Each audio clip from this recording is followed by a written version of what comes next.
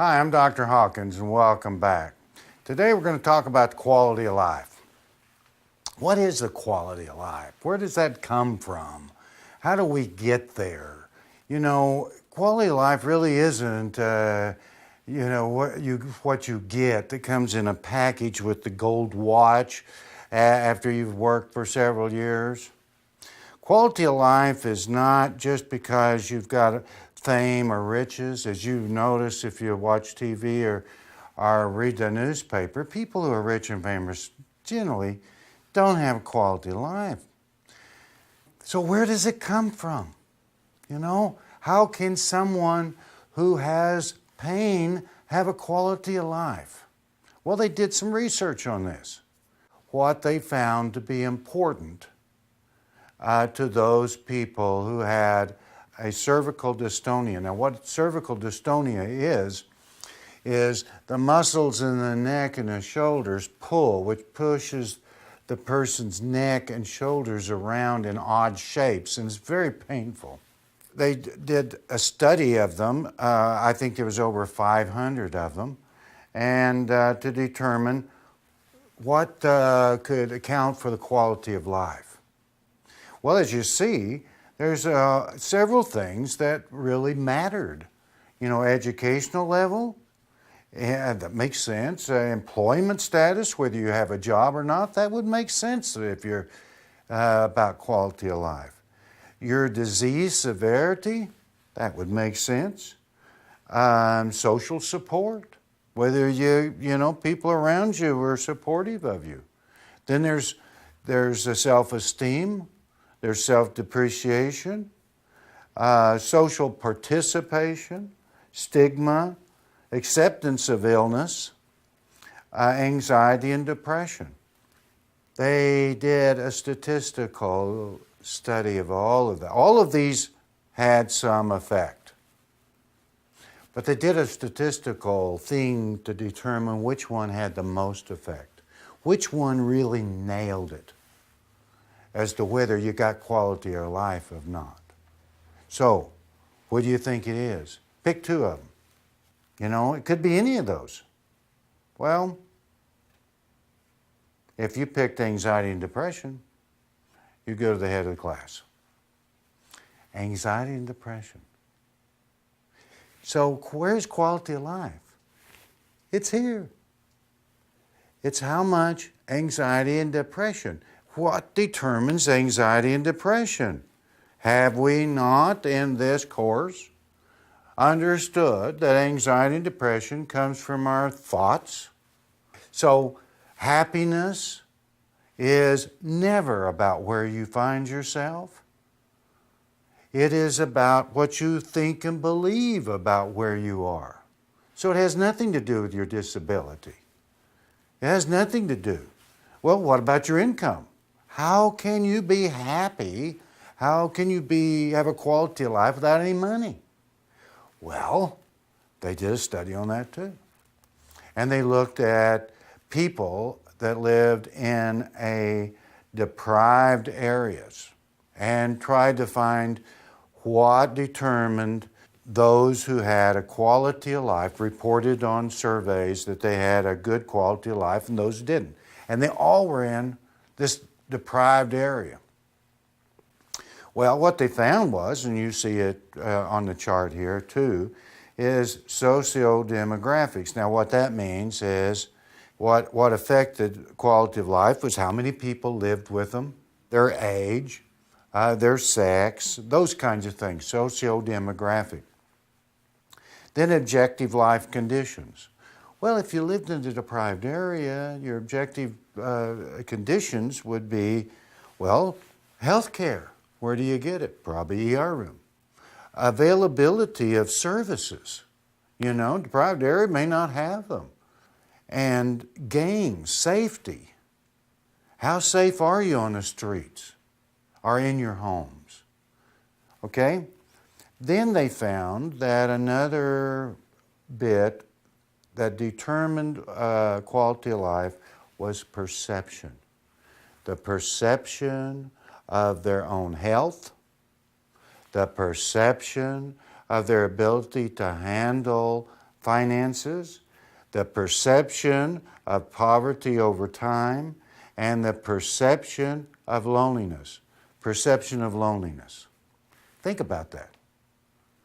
That means that, and everybody's had that experience, you feel real lonely in a crowd, because most of the time when I felt real lonely in a crowd, I wasn't participating. For some reason, I was telling myself things that made me get back and stand back away from people.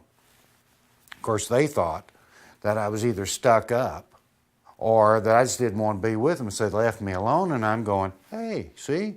Well, all those negative thinkings kind of fit in. That proved that I must not be very well liked, you know? So negative thinking affects how we act. But the things that mattered the most with the deprived people were their perceptions. It wasn't their life circumstances. It wasn't socio-demographics, how many people they lived with. It had to do with what they perceived, what they saw, not necessarily how things were. You can, perceive that you have better health than you do, or you can perceive that you can do better than another person with the same illness. It's perception. The perception of your illness, your perception of your ability to handle finance, your ideas about poverty over time, and your perception of loneliness. Just remember, happiness never is where you are. It is what you think and you believe about where you find yourself or where you are. The steps toward a quality of life is essentially to come to acceptance of pain as a constant companion. And I like to look at pain as like your companion in a sack race. I don't know how many of you have ever been in a sack race, but it is where you put one leg in and your partner puts the other leg in, and the two of you hold on to the sack, and you have a race with other people in sacks.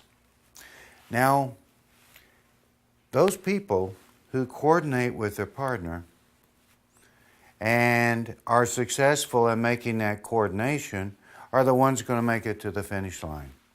Those people who do not coordinate, they go too fast, go too slow, are going to land on the ground. They're going face down. And that's a great analogy for handling pain. And if you, for whatever reason, if you're continuing to fight pain, either emotionally, physically, or spiritually, you're going down every time. And this program is to help you become a better partner with your pain. Fighting pain physically is really pushing yourself beyond limits. And there's a lot of reasons why we do that. And that's why you want to catch your thinking and to deal with your thoughts about what you're doing or what is required of you, what you have permissions to do. Now, you can fight pain emotionally. One way of doing that is avoiding going to places that it would be apparent that you were having difficulty. Whether that's, having difficulty with your gait, or maybe you don't go to a picnic because you're not going to be out there throwing balls or throwing the horseshoes. You're constantly, you're going to at some time go back and sit down. And you don't want people to see that. Or you don't socialize because you have some idea that you're going to show yourself as being vulnerable or, crippled. Here again is your perception. Remember, the first of this session is talking about the perceptions. Our perceptions determine whether we have a quality of life or not. Or fighting emotionally has to do with being angry. Angry at yourself, or continuing to be angry at maybe the physicians, or maybe angry at the lawyers or the legal system. And again, it makes sense to be angry initially, but in a long term, it is toxic. Or you can fight pain spiritually by being angry with God. You know, spiritual surrender is not giving up or avoiding taking personal responsibility. A personal surrender essentially is not taking control of those things you have no control over. And it really doesn't matter whether you call your higher power a God or Muhammad or Buddha or random numbers or the universe. It's real clear that we really don't have control past our nose. You know, someone the other night mentioned that their idea of God was the person who charted the course for the lightning bolt, or the one who drew the line in the sand that determined where the shore would be.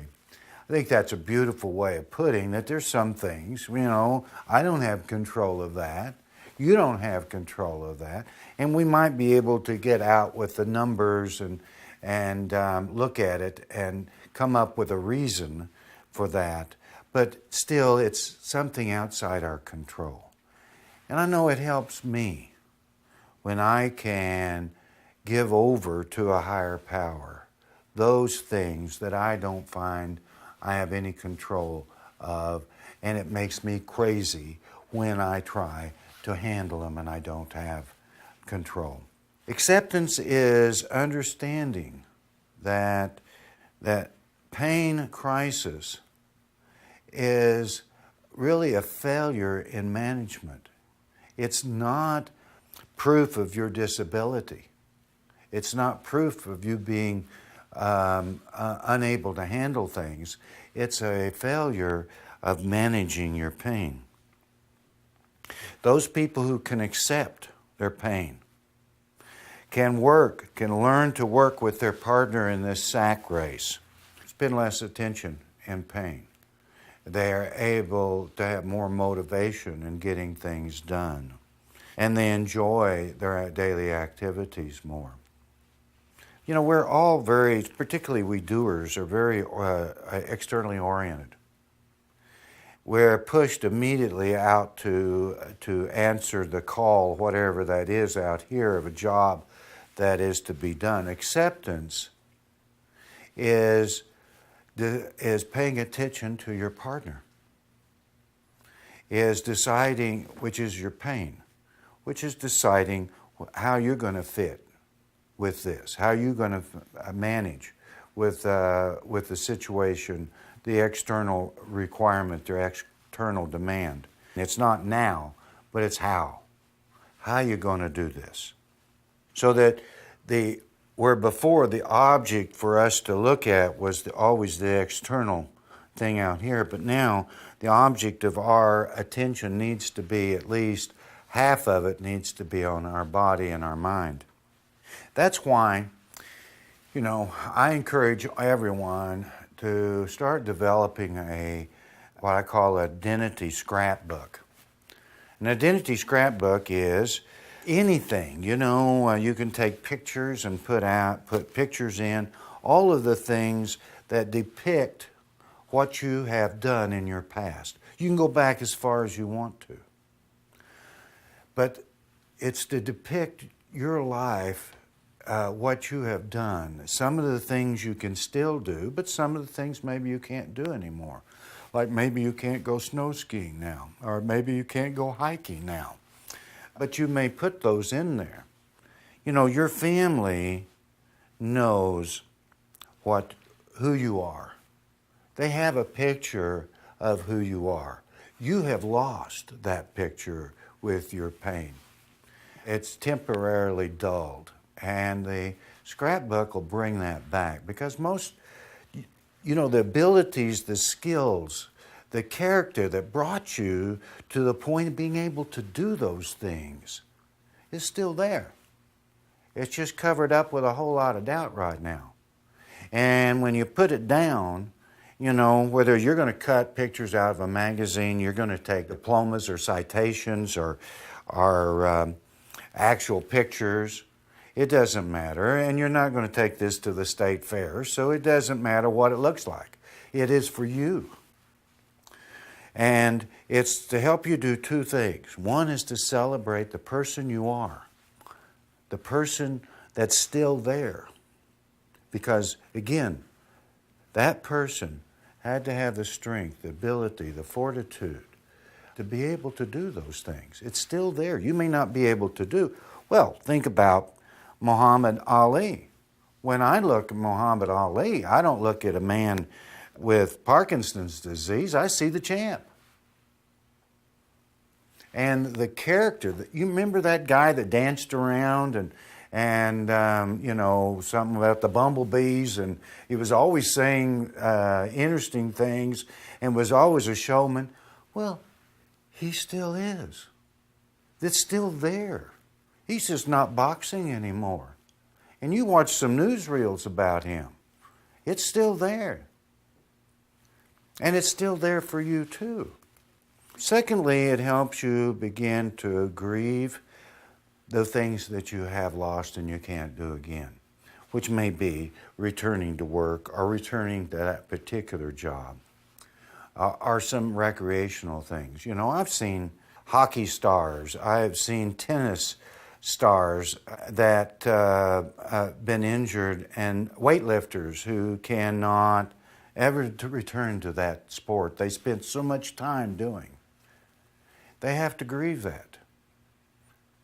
But that's not their whole life. And once they grieve it and develop reestablish that energy, they can move on.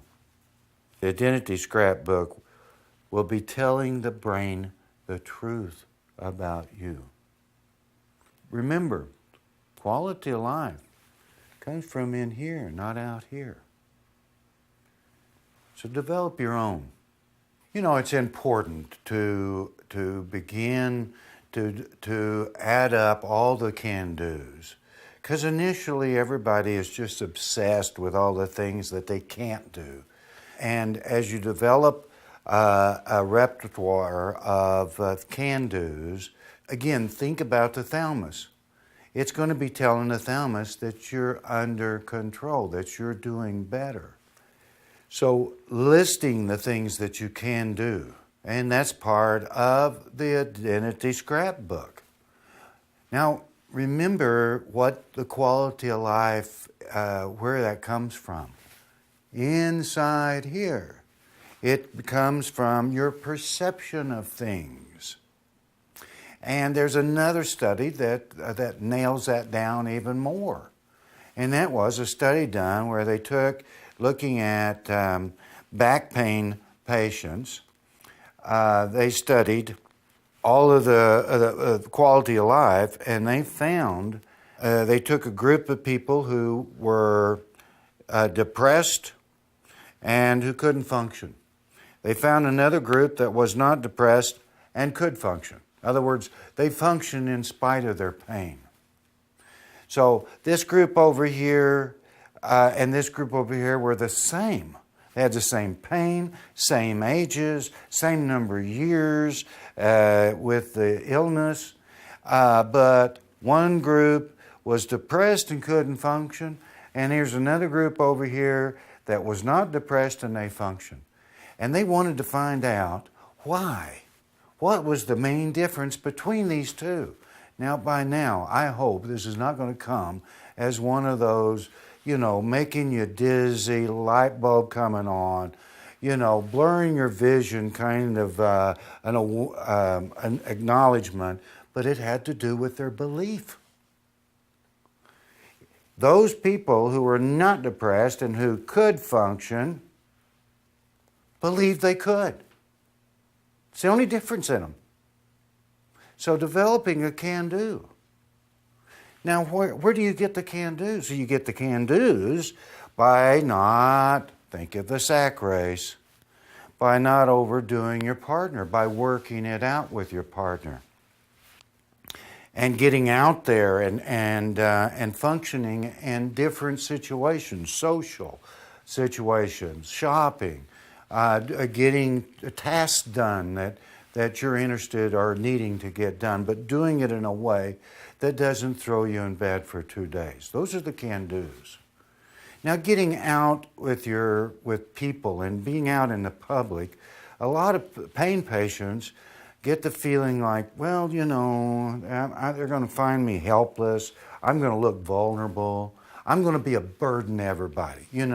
When we go shop, I'm going to slow them down, And so they think of themselves as really disabled. And if you think of yourself, again, it's between years. If you think of yourself as disabled, that's exactly how you're going to act. If you consider yourself a person with a disability, it's exactly how you're going to act. When you get out in the public, when you go to your friend's house or you invite friends over, what they're going to see, if you manage your pain, is something admirable, not something pathetic. If you think that you're pathetic, that's probably what they're going to see. But if you've got your life going, if you manage your pain, if you pay attention to your partner, they're going to see someone who is admirable in that they are managing a difficulty in their life. Think about it. People who do not manage some aspect of their life, leaving it to others to pick up the pieces, whether that's a physical, not manage themselves physically, whether they're not managing themselves financially, or not manage themselves emotionally, they're a nuisance. They're an irritation. And it's not just whether you have a physical difficulty or not, it's any of those. But people who do, and that their whole world is not around that one aspect, are not seen in a negative sense. They're admired, or that's not a part of the relationship. I had a client that I call Martha, that Martha played cards every Tuesday night with a group. She had been doing this for years. And they played, something, I don't know, either hearts or spades or whatever. But they did this, and they would meet in different people's houses. Well, when Martha got hurt, she quit going because she didn't want to interrupt the card game because she couldn't set for the period of time it took to finish all the sets that a person goes through in this particular card game. When she studied, when she went through this program, she decided that she would go back and give it a try, and that she would be honest but not apologetic, and let her friends know that there was an issue that she was going to have to take care of. And once she got clear that that was not something to be shameful for or ashamed of, she talked with her friends, told them, when we play the cards, about 30, 40 minutes into it, I'm going to have to go lay down. Now, we can talk at that time. I'm going to need to lay down on somebody's bed or somebody's couch for about 15 minutes, and then I can get up and I can play cards again. Well, what happened was that it turned out it'd be her turn to have it at her house. So she did, and went without apologizing, would lay down. Well, when it came to the next week, and it was someone else's turn to host it, they had already prepared a place for her to lay down. It became no big deal because she handled it in a straightforward, take charge attitude. Now, part of a quality of life is achieving certain goals. And when you first get injured, you first come down with a pain condition, the main goal is to get from day to day without having a major pain crisis. And my guess is that most of you are in that place. For that purpose, I'd encourage you, as part of your goals, is that every day you wake up, I would encourage you to think about the blessings that you have, to think about the blessings in your life. There's many more things in your life that have not changed than have changed. And the purpose of that is to begin to get your mind in a positive frame of mind. And think about what your chores are going to be that day, what you would like to accomplish. Think about accomplishing them with the rule of 2, as we've talked about. Then visualize yourself doing that.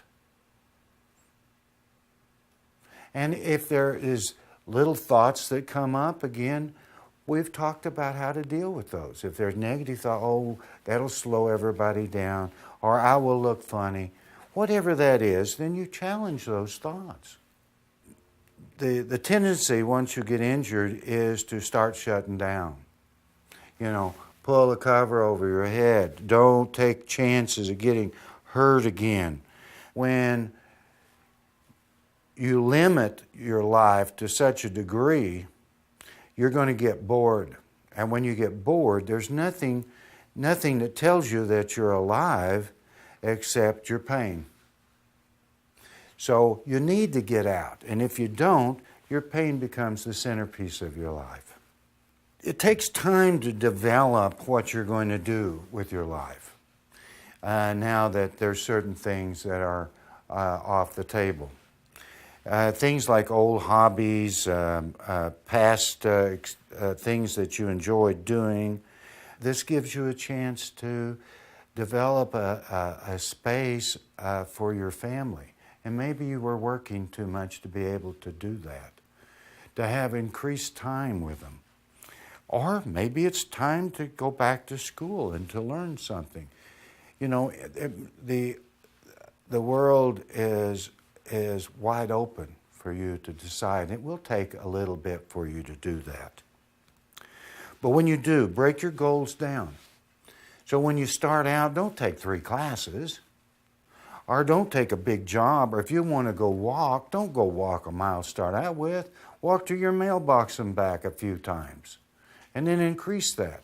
So break it down in small steps so that you can feel the success.